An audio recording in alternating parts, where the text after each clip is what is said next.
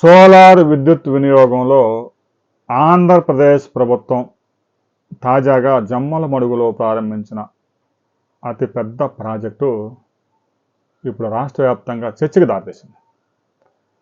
సహజంగా సోలార్ ప్రాజెక్టులు పెట్టేటప్పుడు ప్రభుత్వం నుంచి భూములు తీసుకోవడం లేదంటే భూములు కొనుగోలు చేయడం చేస్తూ ఉంటారు. కానీ జమ్మలమడుగులో, ఉమ్మడి కడప జిల్లా జమ్మలమడుగులో ఏర్పాటు చేసిన ప్రాజెక్టు 3,000 కోట్ల రూపాయలతో 2,600 ఎకరాల్లో 600 మెగావాట్ల సోలార్ ప్రాజెక్ట్ని అదానీ గ్రూపు 10 నెలల కాలంలోనే పూర్తి చేసి గ్రిడ్కి అనుసంధానం చేశారు. సరే, అది వ్యాపారం, ప్యానల్స్ బిగించడంలో అదానీ గ్రూపు దూసుకుపోతూ ఉంది. వాళ్ళే ప్యానల్స్ తయారు చేస్తున్నారు, వాళ్ళే ప్యానల్స్ ఫిట్ చేస్తున్నారు.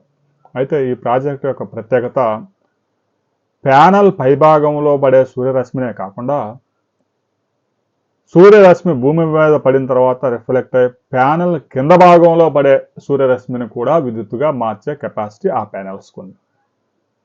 సహజంగా ప్యానెల్స్ మీద పై భాగంలో పడే సూర్యరశ్మిని మాత్రమే విద్యుత్తుగా మారుస్తూ ఉంటాయి. కింద నుంచి అంటే నేల మీద పడి ఆ కాంతి మళ్ళా రిఫ్లెక్ట్ అయ్యి ప్యానెల్ మీద పడి వెనక భాగంలో పడే ప్రాంతం నుంచి కూడా విద్యుత్తును తయారు చేయాలి. సరే, గణనీయంగా అక్కడ విద్యుత్తు ఉదయం 6 నుంచి సాయంత్రం 6:30 వరకు తయారవుతాం. అయితే ఇక్కడ గమనించాల్సిన విషయం ఏంటంటే, ఈ ప్రాజెక్టుకి అవసరమైన 2,600 ఎకరాల్లో 1 ఎకరా కూడా అదానీ గ్రూపు కొనుగోలు చేయలేదు. మరి అంత భూమి వారికి ఎక్కడి నుంచి వచ్చింది? ప్రభుత్వం ఏమైనా ఇచ్చిందా? ప్రభుత్వం కూడా ఇవ్వలేదు. రైతుల దగ్గర నుంచి రాబోయే 30 సంవత్సరాలకి కౌలు లీజుకు తీసుకుంది అదానీ గ్రూప్. మరి రైతులు కౌలు అనగానే ఒకళ్ళు 10,000 చెప్తారు, ఒకళ్ళు 20,000 చెప్తారు, ఒకళ్ళు 30,000 చెప్తారు. ఒక్కో రకంగా చెప్తూ ఉంటారు. దాంతో అంత మొత్తం ఒకే చోట అంత భూమిని తీసుకోవడం సాధ్యం కాదు. కానీ అక్కడ ఉన్న ప్రజాప్రతినిధులు రైతులందరిని ఒప్పించి ఎకరాకు ప్రతి సంవత్సరం 30,000 రూపాయల కౌలు ప్రతి 2 సంవత్సరాలకి 5% పెంచుకుంటూ పోతారు. అంటే 10 ఎకరాలు ఉన్న రైతుల ఖాతాలో ప్రతి సంవత్సరం 3 లక్షలు వచ్చి పడతాయి. ఇక రైతులు పంటలు పండించినా కూడా అంతకంటే ఎక్కువ వచ్చే అవకాశం లేదు. అందుకే దీన్ని సోలార్ పంట, సోలార్ క్రాప్ అని పిలుస్తూ ఉన్నారు.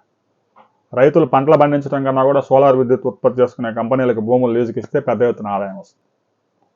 ఈ ప్రాజెక్టు గతంలోనే రాజస్థాన్లో సక్సెస్ఫుల్ అయింది, ఆంధ్రప్రదేశ్లో కూడా ఈ ప్రాజెక్ట్ సక్సెస్ఫుల్ అవుతుంది. ప్రతి నియోజకవర్గంలో అలాంటి ప్రాజెక్ట్ రావాలని ప్రజాప్రతినిధులంతా ప్రభుత్వం మీద ఒత్తిడి తీసుకొస్తా ఉన్నారు. సరే, ప్రతి నియోజకవర్గంలో సాధ్యం కాదు. సాగునీటి సదుపాయాలు లేని భూముల్లో ఈ సోలార్ పంటకి మంచి గిరాకీ వచ్చింది. ఒకప్పుడు సాగునీటి సదుపాయం బాగా ఉంటే ఆ భూమికి ఎక్కువ వాల్యూ ఉండేది, కౌలు కూడా ఎక్కువ చెల్లించేవాళ్ళు. ఇప్పుడు పరిస్థితి అలా కాదు. అసలు సాగునీటి సదుపాయం లేని ప్రాంతాల్లోనే ఈ ప్రాజెక్టులు వస్తూ ఉన్నాయి. అంతగా సారవంతం కాని భూములకి మహర్దశ పట్టింది. సారవంతమైన భూముల్లో ప్యానల్స్ పెట్టిన తర్వాత అక్కడ మొక్కలు పెరగటం, గడ్డి పెరగటం, చెట్లు పెరగటం, వీటన్నిటిని మెయింటైన్ చేసుకోవడం కష్టం. అదే అంతగా సారవంతం కాని భూములు అయితే అక్కడ మొక్కలు కూడా పుట్టవు. అలాంటి భూములకి ఇప్పుడు సోలార్ పంట పండిస్తూ ఉంది. రైతు సోదరులు, మీ భూమికి ఎకరాకి 30,000 రూపాయల కౌలు ప్రతి సంవత్సరం, ప్రతి 2 సంవత్సరాలకి 5% పెంచుకుంటూ వెళ్తే మీ భూములు లీజుకు ఇవ్వడానికి సిద్ధమా కాదా? మీరు ఏ జిల్లా, ఏ ప్రాంతం అనే విషయాన్ని కూడా కామెంట్ చేయండి. ప్రభుత్వం దృష్టికి తీసుకెళ్లే ప్రయత్నం